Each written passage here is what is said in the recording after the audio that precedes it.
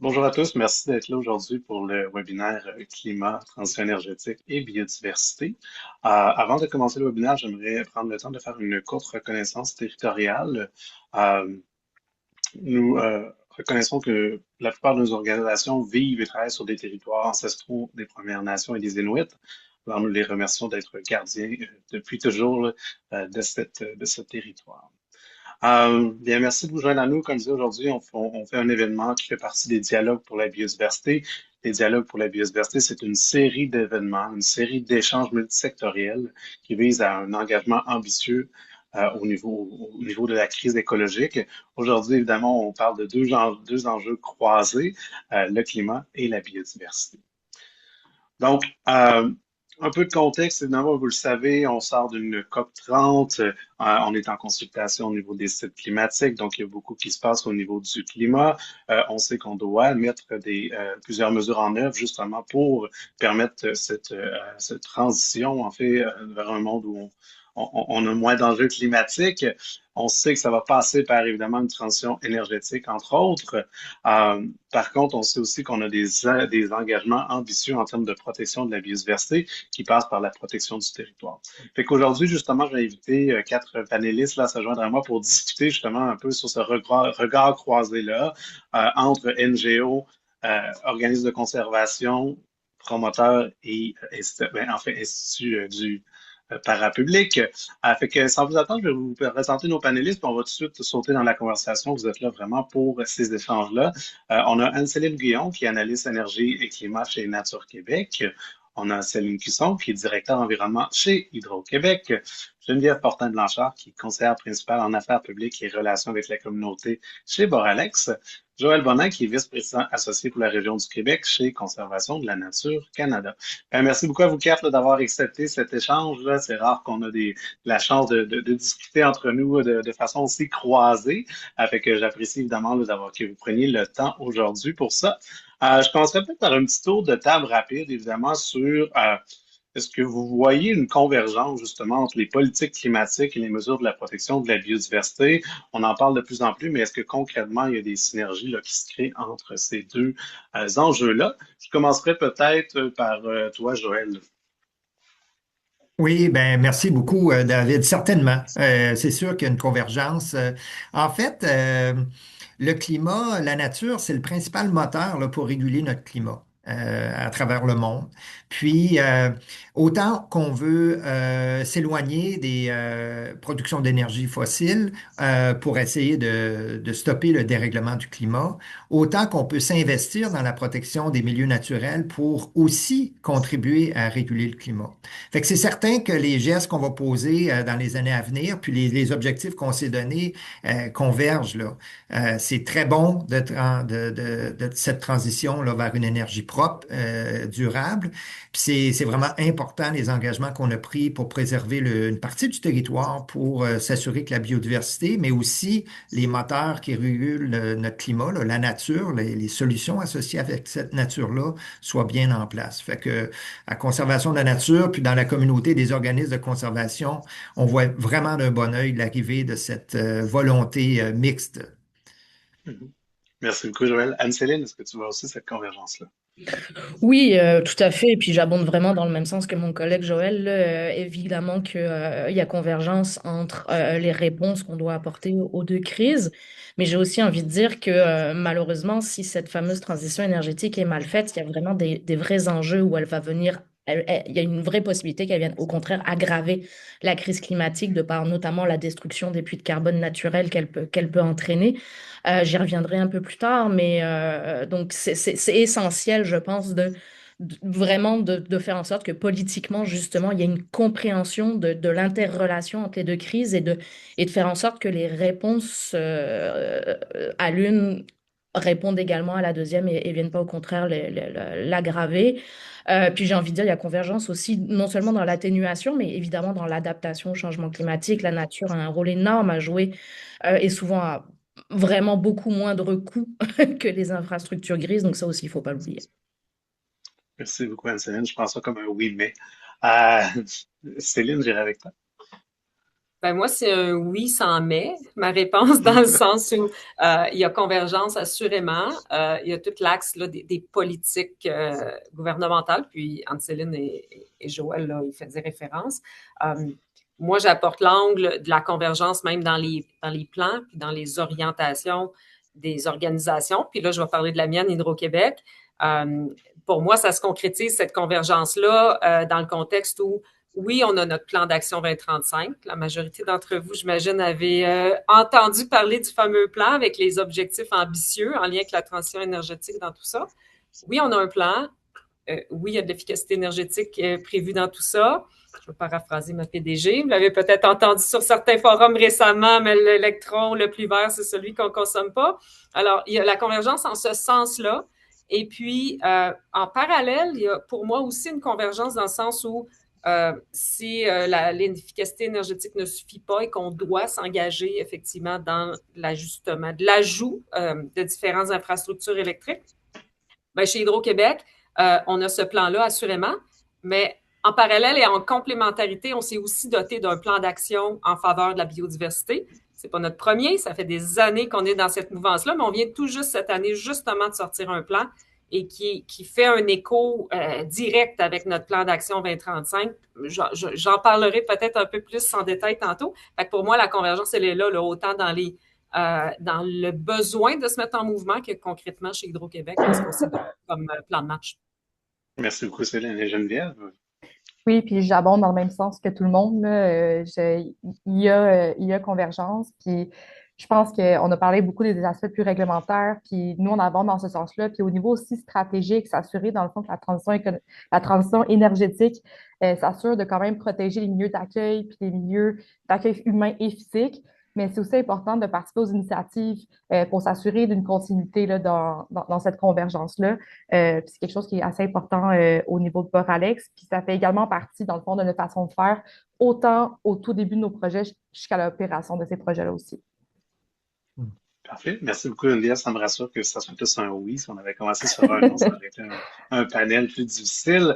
Euh, Anne-Céline, en fait, je te demanderais, tu sais, parce qu'on a tombé tout de suite dans le concret, là, on est d'accord qu'il y a une convergence, mais veux-tu nous rappeler pourquoi justement les décisions climatiques ont un réel impact sur la biodiversité?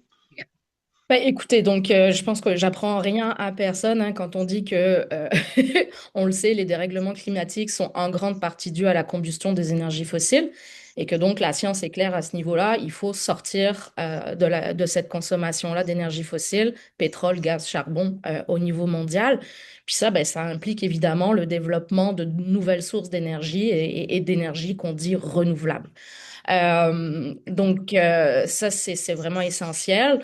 Mais c'est sûr que le développement de ces énergies renouvelables-là, ben, tu sais, elles ont aussi un coût environnemental, là, elles ont leur lot d'impact. Tu sais, on peut penser par exemple parfois à la pollution de l'eau, à l'artificialisation des sols, justement à la destruction des puits de carbone naturels, etc. Donc, il y a vraiment un enjeu aussi avec évidemment le développement des énergies renouvelables.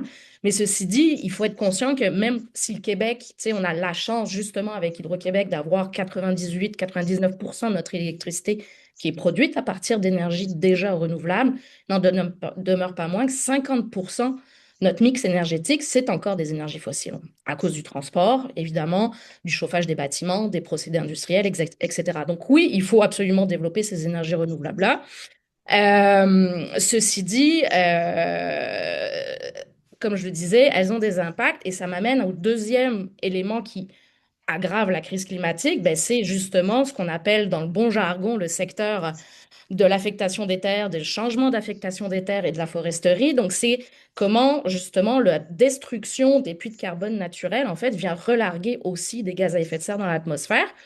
Et puis, ben, justement, donc, si on fait un développement effréné d'énergie renouvelable sans comprendre cet impact-là aussi et le prendre en compte, ben, et c'est ça, il y a un vrai danger qu'on vienne aggraver donc la crise climatique sous prétexte de la, ce qui est paradoxal, mais sous prétexte d'essayer d'y répondre.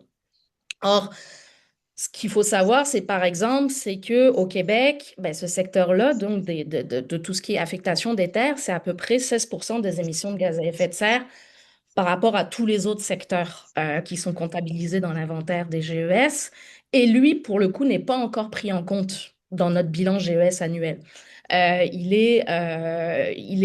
D'ailleurs, c'est une recommandation que fait le comité sur les changements climatiques là, dans le cadre de la consultation sur la révision de la cible qui a justement lieu en ce moment, de comptabiliser beaucoup plus ce secteur-là et également de lui donner une cible de carboneutralité à ce secteur-là particulièrement. Euh, donc, c'est sûr que quand on comprend ça, que oui, il faut développer des énergies renouvelables, mais en même temps, il faut prendre en compte l'impact, tous les autres impacts environnementaux que ces énergies-là ont, j'ai envie de dire, il faut, du coup, tu sais, c'est un penser si bien. C'est comment on le fait et comment on le fait bien pour pas que ça vienne, encore une fois, détruire nos puits de carbone naturels, ces forêts, tourbières, océans, etc. Il faut protéger ces écosystèmes-là, non seulement pour les puits de carbone, évidemment, mais je ne m'étendrai pas, mais on pense aussi à tous les autres, évidemment, services écosystémiques et puis la protection des espèces, évidemment, puis tous les co-bénéfices pour la santé des populations. Là, je ne m'étendrai pas là-dessus. Mais donc, si les décisions qu'on prend pour répondre à la crise climatique ne prennent pas en compte ces éléments-là, ben, il y a aggravation donc, de la crise climatique et c'est le cas à l'heure actuelle. En tout cas, on peut supputer que ça va être le cas à l'heure actuelle par rapport à comment est menée la transition énergétique au Québec. Euh, Aujourd'hui, on va se le dire, on va quand même être clair, les objectifs du plan nature sont quand même en danger par rapport justement au développement effréné de la transition énergétique. Puis là, je mets vraiment des gros guillemets à transition énergétique au Québec parce qu'on nomme ça de la transition énergétique, puis dans les faits, tu sais, c'est plus complexe que ça. On voit Hydro-Québec qui a un plan stratégique 2035. Il faut qu'il ait un plan stratégique. Là, je ne suis pas en train de remettre en cause le plan stratégique d'Hydro-Québec, mais c'est la mesure de ce plan-là. On parle de 60 TWh qu'il faut produire d'ici 2035, 200 TWh d'ici 2050. Or, ce 200 TWh-là, quand on regarde dans les faits comment les blocs d'électricité sont alloués au Québec à l'heure actuelle par la ministre de l'Énergie, ben, ça va plus à du développement industriel qu'à de la décarbonation réelle de notre économie. Donc, c'est aussi ça qu'il faut se poser comme question, tu sais, c'est quoi nos réels besoins et comment on développe ces énergies renouvelables pour qu'elles permettent véritablement la décarbonation de notre économie, pas que ce soit juste pour attirer de l'industriel.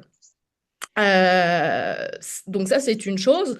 L'autre élément, ben, c'est que en plus, on voit non seulement il y a les projets d'Hydro-Québec, l'éolien, etc., ou privés comme Boralex, mais il y a aussi tout le boom minier qui accompagne ça parce que les énergies renouvelables, ben, il faut des minéraux critiques, puis ça, le monde entier en veut. Puis comme on veut trouver des nouveaux marchés, comme on veut se départir un peu de la dépendance de la Chine par rapport à ça, etc., ben, le Canada se positionne comme un acteur clé. Et on le voit très bien avec le nouveau gouvernement fédéral, puis le gouvernement provincial de M. Legault embarque là-dedans. C'est on veut absolument développer donc les minéraux critiques. Et pour ça, ben, on se donne aussi des cadres législatifs qui vont nous permettre de bypasser toutes les lois environnementales. On pense évidemment à la loi C5 au fédéral, puis il y a Q5 qui s'en vient au provincial. Puis ça, c'est la meilleure façon, je pense, de faire les choses complètement tout croche, puis de justement rater complètement notre transition. Surtout qu'en plus, maintenant, on ne nous parle même plus que ces minéraux-là doivent servir à la transition, mais de plus en plus, on veut le détourner vers le secteur militaire de la défense. Donc, il y a une espèce de détournement aussi en ce moment qui est fait de la transition énergétique, qui est très dangereux et qu'il faut prendre en compte au Québec. Voilà. Donc, en conclusion, je vous dirais que tu sais, quand on regarde tout ça, évidemment, il faut prendre en compte les impacts cumulatifs sur les territoires, c'est-à-dire qu'il faut comprendre que sur des territoires donnés où on envisage le développement de ces projets-là, il y a déjà des industries qui ont lieu, puis que tous ces projets-là s'ajoutent les uns aux autres. Puis quand on parle, par exemple, d'un parc éolien, ben, c'est pas juste le parc éolien, c'est les lignes de transport notamment qu'il faut développer. Puis juste au Québec, le plan stratégique d'Hydro-Québec, c'est 5000 km de nouvelles lignes à développer. C'est énorme. Donc, en termes d'impact sur le territoire, ça va être quelque chose de fragmentation du territoire, notamment, c'est énorme. Joël, j'imagine, va parler de tout ce qui est corridor et écologique, mais tu sais, on est vraiment là-dedans en ce moment. Donc moi, j'ai envie de vous dire, en conclusion, ce qu'on peut dire, c'est opérer la transition énergétique, oui, mais attention, elle n'est pas non plus juste synonyme d'électrification. Il faut absolument d'abord réduire notre consommation énergétique si on veut que cette transition énergétique, elle se fasse en harmonie avec le vivant. Et j'insiste, sobriété, réduction de notre demande énergétique, que ce soit fossile ou renouvelable. Efficacité, parce que ce n'est pas la même chose. Sobriété, on réduit notre consommation énergétique. Efficacité, c'est la bonne énergie au bon endroit et de manière la plus efficiente possible. Et puis, évidemment, dans le troisième moyen de la chaîne, on électrifie, bien évidemment. Donc, et en même temps, ben, c'est que si on veut réduire notre consommation d'énergie, il n'y a pas photo non plus. Il va falloir qu'on revoie quand même notre modèle économique qui est basé énormément sur la surconsommation, ben, la surexploitation des ressources naturelles et évidemment la surconsommation. Donc moi, j'ai envie de finir en vous disant une chose, là, c'est qu'il faut avoir conscience que oui, il y a une crise climatique, mais il y a aussi une crise de la biodiversité, puis on ne s'adaptera pas à un effondrement de la biodiversité parce que c'est le vivant qui sous-tend nos conditions de vie. Mhm. Merci beaucoup, Céline. Je suis sûr que Céline aimerait répondre rapidement parce qu'on a nommé Hydro-Québec quelques fois. Mais je vais quand même faire un détour par Joël, évidemment, là, que tu as mentionné également. Joël, Conservation de la Nature Canada là, et les autres organismes de conservation s'activent justement sur le territoire à protéger des territoires. Anne-Céline l'a un peu indiqué, il y a des grandes ambitions, mais en même temps, il y a un usage du territoire qui est fait. Est-ce que tu peux nous parler justement là, de comment la transition énergétique peut affecter directement là, le territoire québécois? Oui, merci David, puis merci Anne-Céline. Je trouve que tu as brossé large, là, puis tu as ouvert la discussion sur plusieurs aspects qui, des fois, on peut penser qu'ils sont un peu hors de notre portée, là. Mais peut-être je voudrais juste revenir sur certains points pour renchérir. C'est que chaque Québécois, chaque Canadien, on a à portée de main là, de réduire notre consommation. Fait que ça, c'est vraiment un message qui est vraiment important. Puis on ne peut pas juste basculer la responsabilité sur d'autres, sur le producteur ou le fournisseur d'énergie, sur l'entreprise là, qui s'installe. Nous, à Conservation de la nature, nécessairement, on collabore avec l'ensemble des milieux, puis dans l'ensemble des communautés. Puis un projet, tu posais la question, David, qu'est-ce que c'est l'impact sur le territoire québécois? Bon, j'aurais le goût de répondre de deux manières, là. Tu sais, d'abord, oui, en regardant un projet ou un cumul de projets, comme Anne-Céline le disait si bien, là, sur le territoire québécois, mais aussi prendre un peu de recul, là, puis peut-être qu'en conclusion, je vais le dire, là, de se poser la question où se positionne le Québec sur la planète, là, parce la planète est pas grande, le Québec est pas grand non plus, là, tu sais, mais c'est vraiment important que les gestes qu'on va poser, notre énergie va être consommée ici et ailleurs, nos entreprises produisent ici et ailleurs, puis nous, à Conservation de la nature, puis les autres organismes là, de conservation, ben, les gestes qu'on pose, c'est vraiment dans une vision globale, là. Fait que c'est pas isolé. Fait que l'implantation, le choix du lieu, hein, l'endroit où sont installées les infrastructures de production d'énergie qui sont nécessaires à cette transition énergétique, c'est vraiment crucial. Tu sais, je suis ravi, je le vois, là, Hydro-Québec travaille fort à prendre en considération les aires qui sont déjà en conservation, les aires qui sont projetées aussi, parce qu'on le dit, là, le Québec on peut se le dire, on est un chef de file, tu sais, à l'échelle mondiale là, pour la protection des milieux naturels, mais on a quand même du retard par rapport à notre objectif de 30 d'ici 2030. Puis notre objectif va être encore plus ambitieux demain. Fait que c'est vraiment important que la société d'État, puis les fournisseurs de services, les entreprises, aient accès à l'information, puissent choisir les lieux qui ont le moins d'impact possible, hein, pour réserver le 30 il y a toujours un impact. Anne-Céline en a mentionné les chemins pour amener ces infrastructures-là, les lignes de transport d'énergie. C'est certain qu'il y a un impact. C'est pas toujours un impact qui va détruire complètement un milieu naturel, mais ça peut être sournois. Tu sais, ça peut amener des espèces envahissantes à coloniser des territoires qui étaient autrement vierges. Mais en même temps que ces impacts-là sont pris en compte, les entreprises, la société d'État, notre gouvernement peut identifier la manière de les compenser de façon correcte. Puis souvent, c'est en mettant de côté aussi des territoires qui ont une très grande intégrité, puis qui sont protégés pour l'atteinte du 30 tu sais. Fait que ces deux choses-là se font vraiment en parallèle. Puis, c'est plus facile d'analyser un projet à la fois, mais il faut vraiment se poser la question sur quel sera le prochain projet, quel sera l'effet cumulatif, puis comment est-ce qu'on peut prévenir ça. Vous avez parlé, puis Anne-Céline a mentionné des corridors écologiques. Bon, c'est pas des aires protégées, des corridors écologiques, là. C'est des paysages qui sont habités, c'est des paysages qui sont occupés par des activités comme, par exemple, la production d'énergie renouvelable, là. Mais ces corridors-là sont essentiels pour assurer le lien entre des milieux naturels qui sont davantage protégés. Puis, il y a des fonctions essentielles, que ce soit en lien avec l'eau, les sols, la végétation. Les espèces naturelles ont besoin de se déplacer pour que les populations puissent se maintenir. Fait que ça, je dirais que ça se peut qu'il va y avoir une certaine correspondance, hein. On entend beaucoup parler, Hydro-Québec parle de corridors énergétiques, nous, on parle de corridors écologiques. Bien, à bien des moments, ces deux corridors-là se croisent ou se chevauchent, là, tu sais. Puis, on va le vivre, cette réalité-là. Ça veut dire que ça va être des milieux qui ont un potentiel de contribuer à la sauvegarde de la biodiversité, mais ils ne feront peut-être pas partie du 30 là, mais ils vont contribuer, hein. C'est 100 du territoire qu'on occupe, puis il n'y a pas juste le 30 qui compte. Fait que je vous dirais, choisir le bon endroit, mesurer correctement les impacts, corriger ces impacts-là en contribuant à la protection de la biodiversité, en mettant de côté une partie du territoire, c'est vraiment important. Puis peut-être juste pour conclure, c'est que ces gestes-là qu'on pose à l'intérieur des limites de notre territoire, le Québec, là, c'est des gestes qui sont exemplaires. Puis les gestes qu'on va poser, ça va permettre d'avoir une énergie qui est plus propre, qui va attirer peut-être davantage d'entreprises ou d'investisseurs chez nous parce qu'ils vont savoir qu'ils vont travailler dans un cadre qui est propre, qui est respectueux des communautés, des Premières Nations, puis des communautés qui habitent à l'automne, là, ces territoires-là. C'est aussi des expertises que les entreprises vont développer puis qu'elles vont exporter dans d'autres provinces puis dans d'autres pays.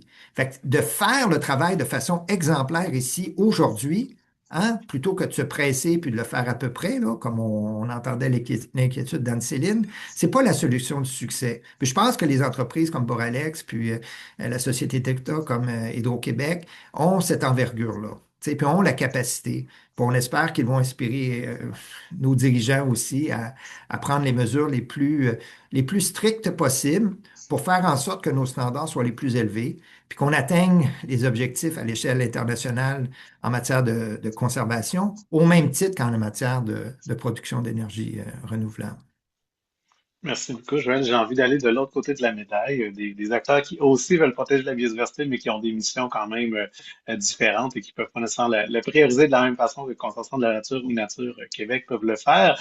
Fait que Céline, j'aimerais ça que tu me parles justement pour Hydro-Québec, tu en as parlé un petit peu en intro, là. Comment est-ce que la biodiversité est prise en compte là, dans la transition énergétique? Oh, par où commencer? Je me suis sentie tellement interpellée, puis très positivement en passant, là, Anne-Céline et Joël, par vos interventions. Bon, humble personne, Céline Cusson chez Hydro-Québec. Euh, mais écoutez, oui, puis on peut avoir le débat là longuement, puis c'est pas l'intention aujourd'hui, c'est plutôt de dialoguer puis de regarder des facettes différentes. Il y a assurément, là, dans le mot de la sobriété puis de l'efficacité énergétique, il y a assurément une clé de voûte. Je veux dire, je l'ai dit d'emblée, le fameux électron qui n'est pas consommé, c'est le meilleur qu'on peut souhaiter.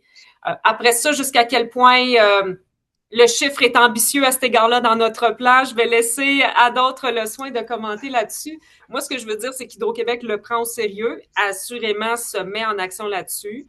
La seule chose que je me permettrais comme intervention sur cette notion-là de sobriété et d'efficacité, ben, Hydro-Québec a un rôle à jouer assurément, en tout cas du moins pour le volet électrique de l'électricité consommée.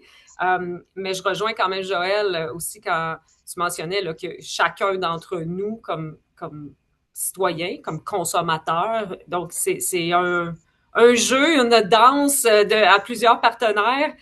Et c'est fort complexe, évidemment, on ne se le cachera pas. Alors, mais ça, ceci dit, ça ne veut pas dire parce que c'est complexe qu'il ne faut pas y travailler. Puis Hydro-Québec, il travaille assurément avec des objectifs quand même ambitieux. On parlait de 21 TWh là, à l'orientation. À l'ultime au niveau de notre plan en efficacité énergétique.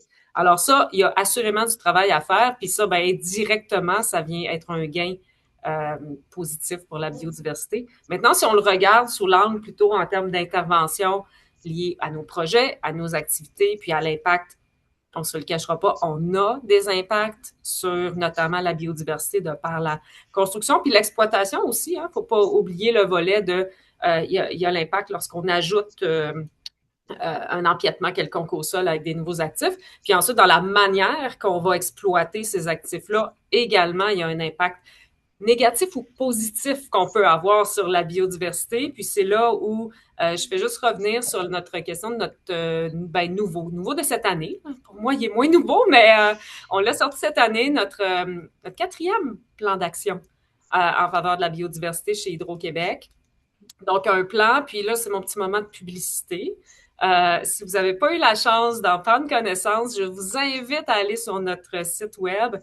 Dans le moteur de recherche, là, tapez biodiversité, vous allez tomber sur la page. Il y a un lien vers le plan en question. Et puis là, mon but dans les quelques minutes que j'interviens avec vous, c'est pas d'en faire la liste de tout ce que ça contient. Moi, ce que je veux dire, c'est que chez Hydro-Québec, en termes de plan, ben, c'est notre plan maître, si je peux dire, pour travailler notre impact positif sur la biodiversité à travers l'ensemble de nos interventions qu'on fait, autant en mode construction qu'en mode exploitation. Puis je vais juste rebondir sur la notion de corridor écologique et énergétique auquel Joël référait.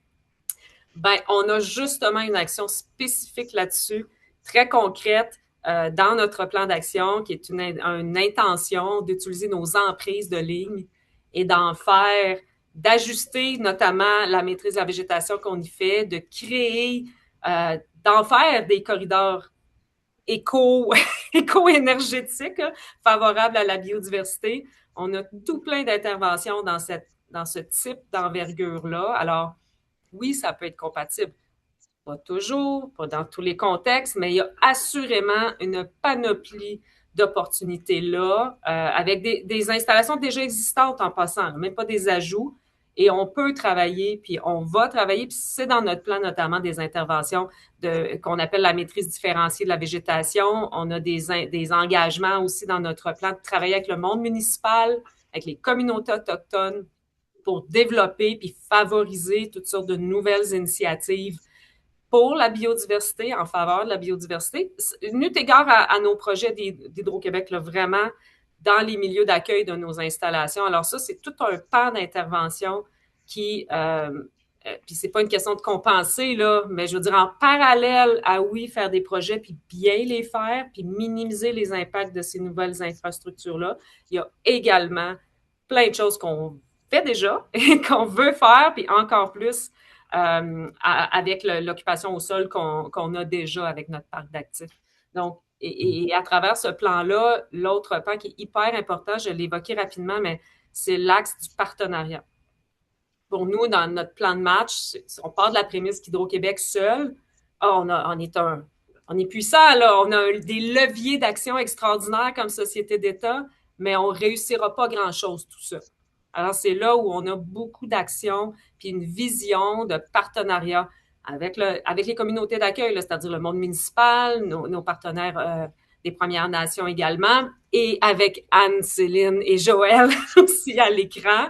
Donc, des partenariats avec différents organismes à travers ou hors de nos projets spécifiques chez Hydro. Alors, c'est là qu'on veut vraiment être un vecteur d'accélération pour vraiment travailler sur l'axe de l'amélioration de la biodiversité de façon générale. Puis je terminerai en disant que pour retomber, sans être dans les grands plans, la réalité aussi, puis merci Joël de le reconnaître, qu'on a le souci d'être respectueux le maximum, évidemment, toujours des aires protégées désignées, des aires protégées éventuelles. Puis on a une belle équipe d'experts chez Hydro-Québec qui, au quotidien, projet par projet, travaille avec les équipes de concepteurs, de planificateurs pour être sûr qu'on design les projets avec le moindre impact possible. L'impact zéro inexistant, peut-être c'est l'ambition un petit peu très ambitieuse, c'est le cas de le dire. Mais mon point étant qu'au quotidien, il y a des questionnements de fond qui se font. puis des échanges pour essayer de trouver les solutions minimales, là, je veux dire comme ça, en termes d'impact dans tous nos projets et tout ce qu'on fait chez Hydro-Québec. Croyez-moi, je suis témoin, je le vois. C'est pas parfait tout le temps, mais on travaille fort là-dessus. Ben, merci beaucoup, Céline. D'ailleurs, juste le fait que vous soyez dans le webinaire aujourd'hui est un indice que vous avez une volonté. Là. Vous auriez pu juste dire on fera pas ça, c'est une mauvaise idée. Il va y avoir deux personnes avant nous qui vont nous parler de l'importance de la Au biodiversité. contraire, Merci je beaucoup. suis absolument pas gênée de ce qu'on fait chez Hydro-Québec. Il n'y a personne de parfait, mais s'il y a quelqu'un qui y croit et qui veut, c'est bien nous. Merci beaucoup, Céline. Geneviève, bien évidemment, vous contribuez par vos projets à une énergie plus verte. Justement, là, on sait que l'éolien est une énergie renouvelable du futur. Au Québec, évidemment, aussi à l'extérieur du Québec. Aujourd'hui, on focus un peu plus sur le Québec par les conversations, évidemment. Euh, mais vous savez évidemment que vos infrastructures ont un impact sur le territoire. On en parle depuis le début de la conversation. C'est sûr qu'il y a un impact quand on a une installation. Comment vous gérez l'équilibre justement entre faire des projets qui sont évidemment rentables et qui sont écologiques, mais évidemment qui respectent là, la biodiversité sur le territoire? Oui, c'est tout un défi. Je suis une géographe de formation, fait que l'intégration au territoire et la balance, c'est quelque chose que je suis très familière avec. Mais dans le fond, là, puis comme on l'a répété, dans la sobriété énergétique, là, c'est essentiel, mais il y a encore un gros travail de décarbonation à faire au Québec. Puis j'ai l'impression que le rôle de Boralex est surtout à ce niveau-là, pardon. Fait que comment on s'y prend, dans le fond, c'est vraiment à travers nos activités qui sont dites plus locales. C'est sûr qu'il y a des initiatives corporatives là, qui vont être mises en place, dans le fond, pour la biodiversité. Je pense, par exemple, à Boramiel, qu'on appelle. Là. Donc, on aide un peu les pollinisateurs de ce style-là. Mais c'est important aussi de trouver un équilibre avec le milieu d'accueil. Puis ça, Céline l'a mentionné également. Mais oui, il faut faire de la consultation au niveau des MRC, des municipalités, des citoyens, mais c'est essentiel également de faire de la consultation auprès des organismes de bassin versant, des organismes environnementaux. Tous les organismes, dans le fond, qui ont des activités au niveau du territoire. Donc, je pense, mettons, aux CRE qui sont plus régionaux, par exemple, sont du Québec ou CRE Montréal et compagnie, qui ont eux-mêmes des initiatives et des activités liées, mettons, à des aires protégées, du reboisement, des corridors de collectivité, etc. Puis, dans le fond, nous, on veut s'assurer que nos activités ne contreviennent pas à les leurs. Fait que souvent, on va participer, dans le fond, à l'étape de concertation. On va aller les consulter par rapport à nos projets. On va même participer à des dons et commandites en finançant des initiatives au niveau de la biodiversité également. On a des dialogues directs avec les communautés d'accueil, comme je dis, mais aussi avec les communautés autochtones. Leur réalité et leur perception du territoire est très différente des communautés allochtones. Fait que c'est important de les intégrer également dans nos activités. Par exemple, je pense aux communautés Wabanaki, que le frein noir est très important pour eux. Fait que comment nous, on peut intégrer ça dans nos activités? Puis je pense aussi, là, un des beaux projets qu'on a en ce moment, c'est un projet pilote qui s'appelle Equisol. Donc, ce projet, dans le fond, il vient reboiser et remettre en culture des terres qui sont en friche pour le nombre d'hectares qui va être touché par le projet de manière permanente. Fait qu'on va vraiment s'insérer, puis on va aller chercher des initiatives, puis on consulte différents acteurs locaux pour s'assurer que, dans le fond, notre projet pilote vienne un peu répondre aux besoins de ces organismes environnementaux-là. Fait que c'est vraiment à travers à différentes échelles, oui, mais à l'échelle locale, c'est essentiel pour nous de répondre aux besoins du milieu, mais répondre pas seulement aux besoins humains, mais aussi aux besoins physiques du milieu. Là. Merci beaucoup, Geneviève. J'ai envie de rebondir parce qu'on parle des grands projets, des grandes théories d'une certaine façon, mais ça ressemblerait à quoi pour toi, justement, un projet là, je veux dire, évidemment, pour vous, ça sera un projet d'infrastructure, mais un projet qui est lié à la transition énergétique, qui a été pensé justement pour protéger la biodiversité. Ça ressemble à quoi concrètement, ce genre de projet-là? Fait que dans le fond, c'est sûr que ça passe au niveau réglementaire. Il y a des protocoles environnementaux qui sont mis en place. Fait qu'on a des experts en environnement là, qui vont s'assurer que tout se passe correctement. Mais aussi, on va au-delà de ça. Tu sais, par exemple, on va y mettre des partenariats, je pense, à la ZEC à Rimouski, qu'on a mis des partenariats dans le fond pour la reproduction des saumons, parce dans le fond, c'est un projet hydroélectrique qu'on met en place, assurer, dans le fond, que la biodiversité n'ait pas un impact euh, ne soit pas affecté, dans le fond, par l'impact de nos projets, mais aussi, dans le fond, l'installation de cabanes de chauves-souris proche de nos installations également. Fait que dans le fond, ça va être vraiment des mesures, on va venir évaluer d'avance à travers les études d'impact. Puis je salue aussi avec la loi 81, dans le fond, les avis de projet vont devoir être beaucoup plus détaillés. On va avoir une évaluation de l'étude d'impact qui va être beaucoup plus détaillée. Fait que ça, dans le fond, ça va nous permettre de réagir puis d'agir très rapidement par rapport aux impacts éventuels que nos projets peuvent avoir. Fait que c'est vraiment un travail en amont des projets, autant au niveau consultatif du milieu d'accueil, mais aussi au niveau consultatif à différents niveaux environnementaux, récréotouristiques et de tout ce style-là, mais également au niveau du ministère, qu'on va tout faire l'évaluation, puis on va se préparer en conséquence de ça. Je répète un peu mon autre élément de réponse, mais l'idée ici, c'est vraiment de se préparer en amont, puis pas après que l'impact est survenu, qu'on soit déjà prêt, dans le fond, pour y répondre. Parfait. Merci beaucoup, Geneviève. J'ai envie de peut-être rebondir avec Joël, qui en a vu des projets, évidemment, s'installer sur des territoires potentiellement protégés et ainsi de suite. Ça ressemble à quoi, justement, un projet là, qui est bien pensé, qui empêche justement là, la destruction, par exemple, d'habitats importants? Ben, je dirais que la mise en commun des connaissances, c'est peut-être la première étape, là, tu sais. Puis elle fait défaut encore. OK? Puis même en région, puis j'apprécie beaucoup, Geneviève, là, vos propos, tu sais, vos exemples. Puis on collabore étroitement à Conservation de la nature avec les conseils régionaux de l'environnement, les OBV. Puis c'est vraiment des acteurs qui sont clés pour amener l'information auprès des dirigeants, des municipalités, des MRC. Mais on se rend compte que l'information est encore peu accessible. Puis j'imagine qu'elle l'est aussi parfois pour chaque promoteur, là, chaque entreprise, difficilement accessible. Là, Anne-Céline le mentionnait là, dans comment dire, le clavardage, là, il y a un instant. Fait que, euh, je crois que l'objectif qu'on devrait se donner dans cette démarche-là qui est rapide, c'est de favoriser cette mise en commun. On a des outils à conservation de la nature. On a mis en place, là, v'là, 35 ans, là, le Centre de données sur le patrimoine naturel du Québec.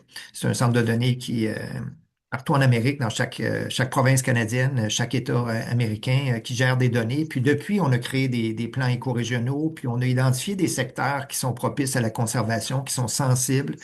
Puis je pense qu'une planification et un projet de qualité passent avant tout par cette connaissance partagée. Puis ce choix des lieux qui auront, bon, il va y avoir un impact, mais qui auront le moindre impact. Puis aussi ce choix des lieux qui vont contribuer davantage à la protection de la biodiversité, puis à la protection des services écologiques que la nature nous rend. Fait que je vous dirais que dans l'année qui vient ou les 2 ou 3 années qui viennent, avec Hydro-Québec, puis avec l'ensemble des partenaires industriels, je pense que cette mise en commun, ça serait la meilleure manière de faire que nos projets sont dès le début à la bonne place, avec une permanence de leurs services pour la société, mais aussi pour la biodiversité, là. Merci beaucoup, Joël. Puis évidemment, aujourd'hui, c'est une occasion publique de le faire, mais je sais qu'on travaille déjà tous ensemble aussi derrière derrière les webinaires pour justement là, avancer sur ces questions-là. Merci à vous deux. J'ai envie peut-être de rebondir là, sur, on a parlé beaucoup justement du règlement, de la politique, des grands leviers qui doivent être mis en place, pardon. J'irais peut-être vers toi, Anne-Céline, si je serais curieux. Oui, tu sais, le projet qu'on crée, mais on sait que les projets vivent dans des systèmes plus grands, là, d'une certaine façon. Là, on vit dans un système.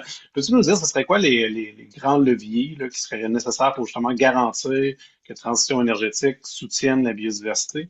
Je te laisserai peut-être un petit 2 minutes là, pour me dire ce serait quoi. Ben, pour moi, il y a deux éléments essentiels. D'une part, il y a la planification et d'autre Mhm. part, il y a le dialogue social. Si on s'attarde au premier élément, la planification. Euh, En ce moment, au Québec, on est rendu là. Et il y a beaucoup de monde mobilisé autour de ça. Ça, c'est la bonne nouvelle. La moins bonne nouvelle, c'est que malheureusement, on est face à un gouvernement qui, on va se le dire, là, écoute pas Bamba. Tu sais, qui a une vision avec des œillères et qui, tu sais, en fait, ce qu'on s'aperçoit en ce moment, c'est que la transition énergétique pour le gouvernement Legault est un prétexte. Ce n'est pas une fin en soi, c'est un prétexte, encore une fois, au développement industriel. Puis on voyait quelqu'un dans le chat poser une question, notamment sur les centres de données. Euh, mais pendant ce temps-là, il y a beaucoup d'entreprises québécoises qui, à l'heure actuelle, se font refuser des blocs d'électricité, sous prétexte qu'il faut en garder pour accueillir de nouvelles industries, dont des centres de données, tu sais. Euh, Vous avez certainement entendu parler, toute l'année dernière, il y a eu un grand débat autour du projet de loi 69, donc le projet de loi qui devait encadrer justement le développement des énergies renouvelables au Québec. Il a été adopté sous bâillon parce que la société civile qui est intervenue autour de ce projet de loi-là demandait énormément de modifications et notamment disait, oui, dans le projet de loi, il y a une chose intéressante, c'est le plan de gestion intégrée des ressources énergétiques et c'est le fameux plan dont, effectivement, qu'on doit se donner collectivement pour savoir quels sont concrètement nos besoins actuels et futurs en termes de transition énergétique. Et en fonction de ces besoins-là et des différences, on monte différents scénarios. Quel est le scénario après qu'on choisit? Euh, dans les faits, ce plan de gestion intégrée des ressources donc énergétiques, il est en ce moment, il y a eu quelques consultations autour de premières grandes questions que le gouvernement se posait. Des consultations qui, croyez-moi, moi je suis anthropologue de formation, sont tout sauf des vraies consultations publiques. Là, c'était quelque chose d'assez. Toutes les grands connaisseurs là, de comment doit se dérouler une bonne consultation l'ont dit. Et là, on est en attente à l'heure actuelle donc de la publication des différents scénarios. Et après, normalement, il est censé y avoir une consultation publique autour donc, de cette proposition de scénario pour aboutir au plan de gestion intégré, normalement d'ici le 1er avril 2026. Malheureusement, j'ai envie de dire, c'est la belle image. On veut se donner un plan de gestion intégré des ressources. Le problème, c'est qu'à l'heure actuelle, on n'a toujours pas ce plan, mais par contre, on y va à fond au niveau des projets. Donc, on travaille complètement à l'envers à l'heure actuelle et c'est ce qui fait qu'on dit oui à plein de choses. Puis en plus, on a un gouvernement qui, veut beaucoup s'inscrire dans aussi ce que fait le fédéral, etc. Donc, veut beaucoup y aller veut baser notre économie, notamment sur la défense, je le disais tout à l'heure, ou le militaire. Mais elle est où la décarbonation de l'économie du Québec là-dedans? Là, tu sais? Donc, il y a des vrais choix de société à faire. Et c'est là où j'en arrive à mon deuxième point, qui est le dialogue social. Et nous, en tant qu'organisme environnemental, ça fait 3 ans qu'on demande au gouvernement Legault de mettre tout le monde autour de la table, avec des concertations régionales notamment, parce que tout le monde doit comprendre ce que ça veut dire de faire une transition écologique et sociale, avec tous les impacts éventuels que ça a, et que les gens puissent donner leur input en fonction de de manière beaucoup plus éclairée en ayant les bonnes informations. Parce qu'aussi, bon, tu sais, on va pas se mettre des œillères, là, la transition écologique, énergétique, c'est pas quelque chose de facile. Il n'y a jamais personne qui a prétendu le contraire. Ça va impacter notre vie au quotidien, c'est vrai, mais pour embarquer le monde, il faut que les gens comprennent de quoi on parle et il faut qu'ils aient participé au processus. Pour nous, c'est essentiel.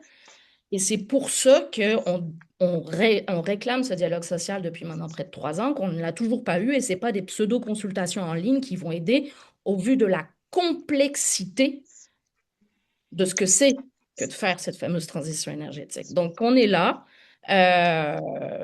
et malheureusement, on voit qu'on est plus dans des conditions, je le disais tout à l'heure, mais je le répète, où malheureusement, et malgré tous les beaux acteurs qu'on a, avec Hydro-Québec, on a l'outil majeur principal pour faire cette transition énergétique un véritable succès.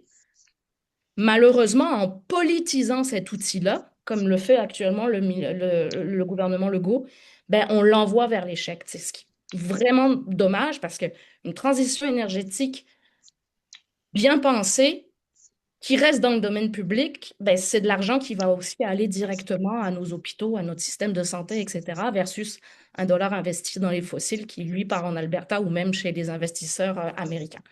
Donc, bref, autre sujet, mais ce que je voulais dire, c'est qu'on a tous les outils pour y arriver, mais on a besoin de plans et on a besoin d'embarquer le monde autour de ça. C'est un vrai projet de société donc, auquel on fait face là.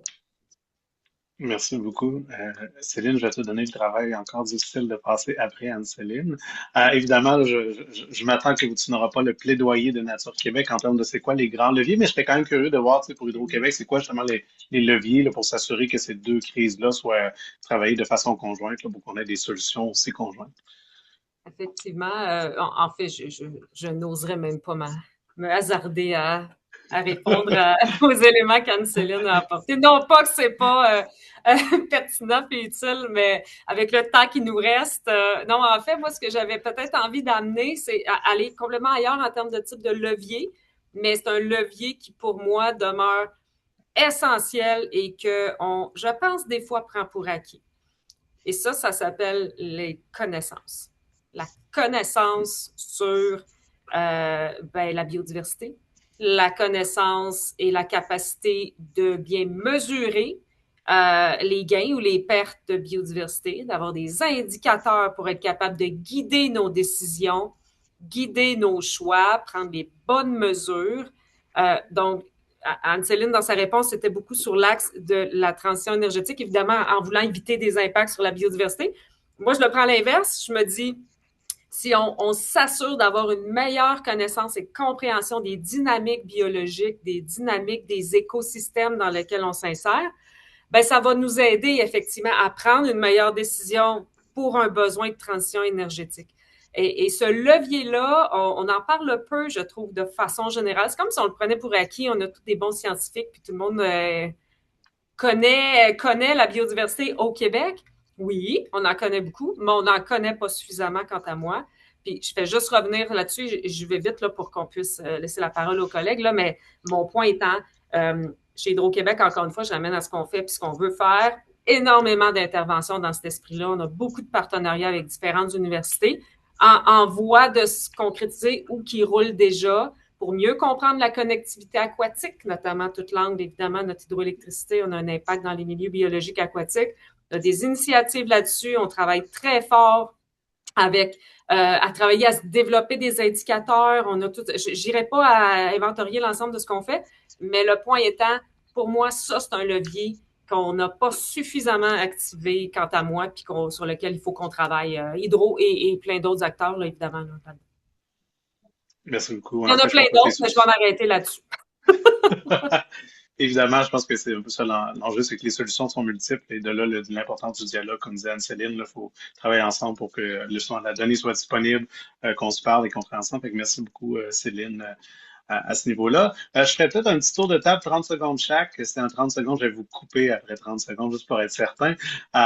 Et Anne-Céline va rire de ma question pour des raisons politiques, mais ce serait quoi, ce serait quoi l'action prioritaire pour vous, en fait, à mettre en place, là, justement, pour intégrer climat, biodiversité? Ça peut être un élément que vous avez justement déjà mentionné, mais s'il y a un truc sur votre wishlist que vous aimeriez mettre, ça serait quoi en 30 secondes? Là, ce sera votre mot de la fin, d'ailleurs. Je commencerai par toi, Geneviève.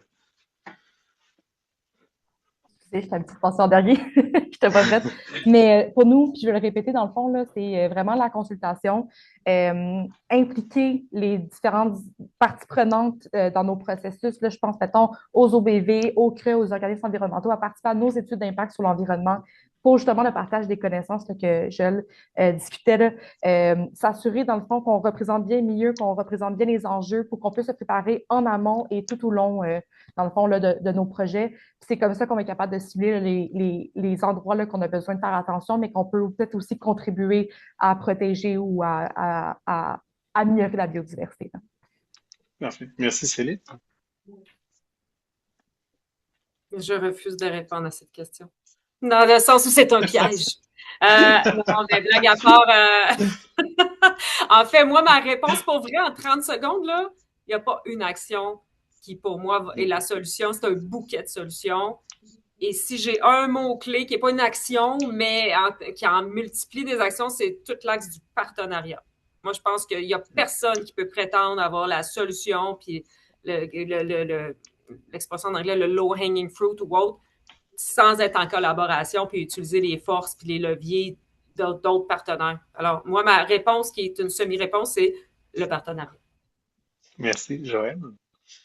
Ben, j'abonde dans le même sens. Je pense que le partage des connaissances, la mise en commun des connaissances, je pense qu'on a un agenda commun. Ben, puis cette fierté, si j'ajoute un mot à Geneviève et à Céline par rapport à l'idée des partenariats puis du partage de la connaissance, je pense qu'il faut partager cette fierté de bien faire les choses, de les faire au bon endroit, puis aussi que ce soit la transition énergétique tout autant que la protection de la biodiversité. Je pense que les deux vont de pair. Fait que si on est fier de réussir sur les deux panneaux, on va avoir beaucoup de succès au Québec et en dehors du Québec. Merci beaucoup, Anne-Céline. Je te pose la question. Je veux une réponse courte et non un discours. Écoutez la science.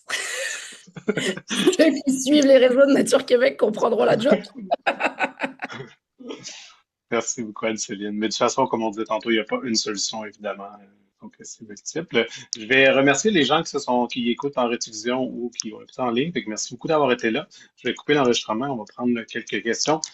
Céline, Anne-Céline, Joël et Geneviève, j'en profite évidemment pour vous remercier d'avoir pris le temps et d'avoir pris part au jeu, évidemment. Un dialogue multisectoriel, c'est toujours l'enjeu de l'alignement. Fait que merci d'avoir fait ça.